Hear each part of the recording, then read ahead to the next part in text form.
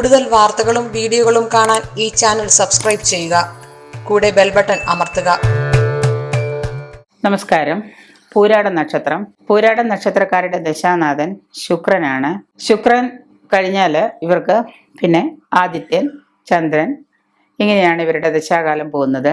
ഈ പൂരാട നക്ഷത്രക്കാരുടെ രോഗങ്ങളെന്ന് പറഞ്ഞാൽ ഇവര് ശ്വാസകോശമായിട്ട് ബന്ധപ്പെട്ട് എല്ലാവർക്കും വരുന്ന രോഗങ്ങളാണ് എന്നെല്ലാവരും ചിന്തിക്കെങ്കിലും നീർദോഷം ഇവർക്ക് കൂടെ ഉണ്ടാകുന്നൊരു അസുഖമാണ് നീർദോഷം. ശ്വാസകോശങ്ങളുമായിട്ട് ബന്ധപ്പെട്ട അസുഖങ്ങൾ, അതിന് ബലക്ഷയം, പിത്താശയ രോഗങ്ങൾ, അത് വിളർച്ചയുണ്ടല്ലോ, അനീമിയ പോലെയുള്ള അസുഖങ്ങൾ, സന്ധികൾക്ക് തളർച്ച, ക്ഷയം, ഹൃദ്രോഗം, ഗുഹ്യരോഗങ്ങൾ, പ്രമേഹം, കഫരോഗം, കഫവുമായിട്ട് ബന്ധപ്പെട്ട പിത്തം, കഫം, ഇതൊക്കെയാണ്. ത്രിദോഷങ്ങൾ 3 അവർക്ക് വരാറുണ്ട്.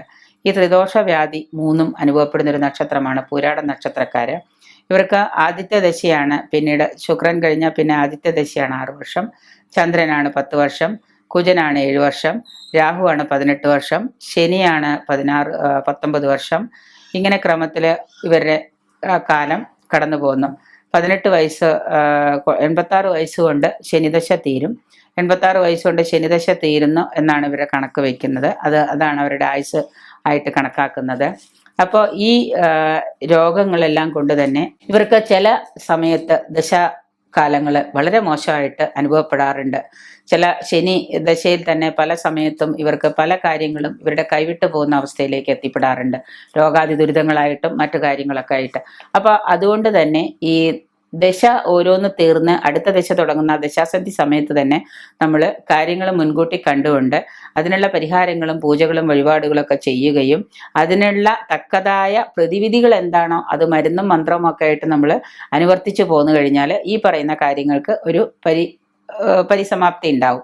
കാരണം ഈ പറയുന്ന നിരന്തരമായിട്ടുള്ള നിർദോഷം, അതിന് പരിഹാരമുണ്ട്. ആ നിർദോഷത്തിന് മരുന്ന് കഴിക്കുന്നതിനോടൊപ്പം തന്നെ പിന്നെ അത് വരാതിരിക്കാൻ നമ്മൾ അതിന് തക്കതായ ചെറിയ ഒരു പരിഹാര പൂജയുണ്ട്, അത് ചെയ്യുക. ആ പരിഹാരം ജാതകത്തിൽ എന്താണെന്ന് പറഞ്ഞിട്ടുണ്ടാവും.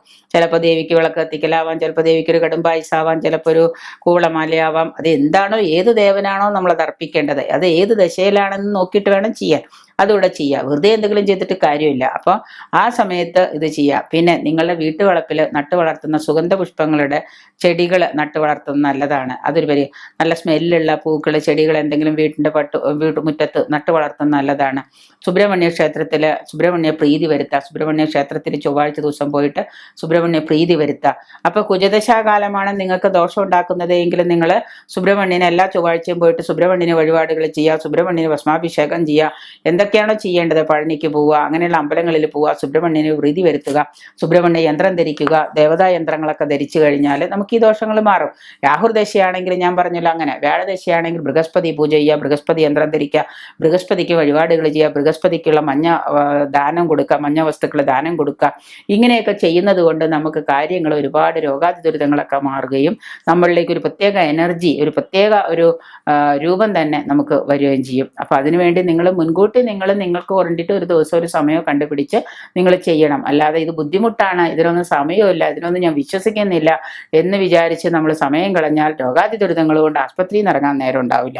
അപ്പോൾ ഈ കാര്യങ്ങൾ മുൻകൂട്ടി കണ്ടുകൊണ്ട് നമ്മൾ ചെറിയൊരു രീതിയിൽ എന്തെങ്കിലും നാമജപങ്ങളോ കാര്യങ്ങളോ ഒക്കെ ആയിട്ട് മുന്നോട്ട് പോവുകയാണെങ്കിൽ തീർച്ചയായിട്ടും നമുക്ക് ഇതിൽ നിന്ന് ഒരു ഹാർട്ട് ഓപ്പറേഷൻ വന്നു കഴിഞ്ഞാൽ 5-6 ലക്ഷം രൂപ ചിലവാക്കുന്നുണ്ട്. അപ്പോൾ ഇത് വരുന്നതിന് മുമ്പ് നമ്മൾ അതിൻ്റെ കാഠിന്യം കുറയ്ക്കാൻ വേണ്ടി നമുക്ക് എന്തെങ്കിലും ചെയ്യാൻ സാധിച്ചാൽ അത്രയായല്ലോ. സ്വന്തം ജീവിതത്തിന് വേണ്ടിയല്ലേ, മറ്റുള്ളവർക്ക് വേണ്ടിയല്ലല്ലോ. അതുകൂടെ നിങ്ങൾ കണക്കാക്കുക.